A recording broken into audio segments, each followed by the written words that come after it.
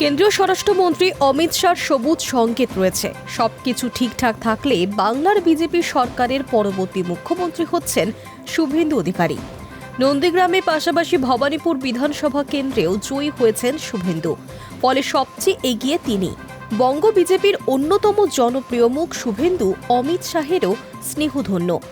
এদিকে পশ্চিমবঙ্গে বিজেপির নতুন মুখ্যমন্ত্রী কে হবেন, পরিষদীয় দলের নেতা কাকে করা হবে তা চূড়ান্ত করতে হবু বিধায়কদের নিয়ে বৈঠক করতে বুধবার কলকাতায় অমিত শাহ। বিধানসভায় বিজেপির পরিষদীয় দলনেতা বেছে নেওয়ার দায়িত্ব দলের তরফে অমিত শাহকেই দেওয়া হয়েছে। এই কাজের জন্য তাকে পর্যবেক্ষক করা হয়েছে, আর সহকারী পর্যবেক্ষক হিসেবে দায়িত্ব দেওয়া হয়েছে ওড়িশার মুখ্যমন্ত্রী মোহন চরণ মাঝিকে। মঙ্গলবার বিজেপির কেন্দ্রীয় নেতৃত্বের তরফে জানিয়ে দেওয়া হয়েছে, বিধানসভায় দলের পরিষদীয় দলনেতা বাছার জন্য শাহকে পর্যবেক্ষক করার বিষয়টি। নতুন মুখ্যমন্ত্রী যিনি হবেন তিনি হবেন বিধানসভায় শাসক দলের পরিষদীয় দলনেতা।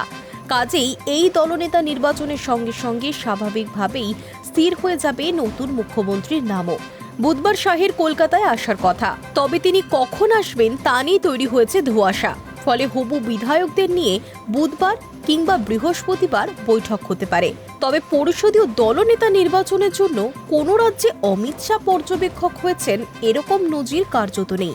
ফলে পশ্চিমবঙ্গের পরিষদীয় দলনেতা বেছে নেওয়ার জন্য শাহকে দায়িত্ব দেওয়ার অর্থ হচ্ছে বাংলার জয়কে বিশেষ গুরুত্ব দিয়ে দেখছে বিজেপির কেন্দ্রীয় নেতৃত্ব। অসমর্থিত সূত্রে খবর, বিজেপির পরবর্তী মুখ্যমন্ত্রী হিসেবে চর্চায় আরও কয়েকটি নাম শোনা যাচ্ছে। আরএসএস এর তরফেও কয়েকটি নামে সুপারিশ আছে। রাসবিহারী থেকে জয়ী স্বপন দাশগুপ্তর নাম রয়েছে চর্চায়। দলের জাতীয় কর্মসমিতির সদস্য অভিনেতা মিঠুন চক্রবর্তীর নামও ভেসে আসছে।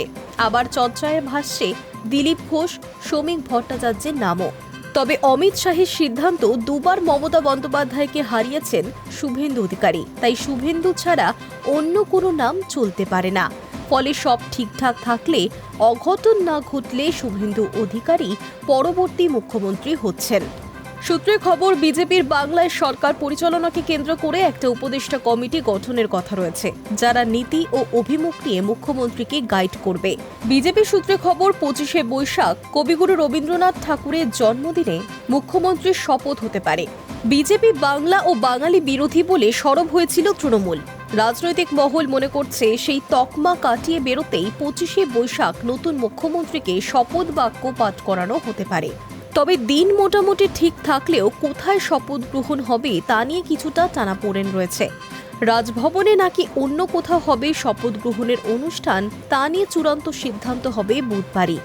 শপথ গ্রহণ অনুষ্ঠান হিসেবে অনেকে ব্রিগেড ময়দানে প্রস্তাব দিয়েছেন, কিন্তু হাতে সময় কম থাকায় সেখানে প্রস্তুতি নেওয়াটা সমস্যা হতে পারে। অনেকে বলছেন শহীদ মিনার ময়দানে করা হোক, কেউ আবার নেতাজি ইন্ডোর স্টেডিয়ামে প্রস্তাবও দিয়েছেন। কারণ শপথ গ্রহণ অনুষ্ঠানে প্রধানমন্ত্রী নরেন্দ্র মোদী, কেন্দ্রীয় স্বরাষ্ট্রমন্ত্রী অমিত শাহ, বিজেপির সর্বভারতীয় সভাপতি নীতিন নবীন সহ মন্ত্রীরা উপস্থিত থাকবেন। ফলত বিজেপির একাধিক রাজ্যের মুখ্যমন্ত্রী এবং কেন্দ্রীয় নেতাদের নিরাপত্তা সংক্রান্ত বিষয়ও থাকছে। ফলে রাজভবনে জায়গার সংকুলান হতে পারে। তাই বড় জায়গায় শপথ গ্রহণ অনুষ্ঠানের ভাবনা চিন্তা চলছে। সেক্ষেত্রে ব্রিগেড বা শহীদ মিনার ময়দানের কথাও ভাবা হচ্ছে। Hi news network.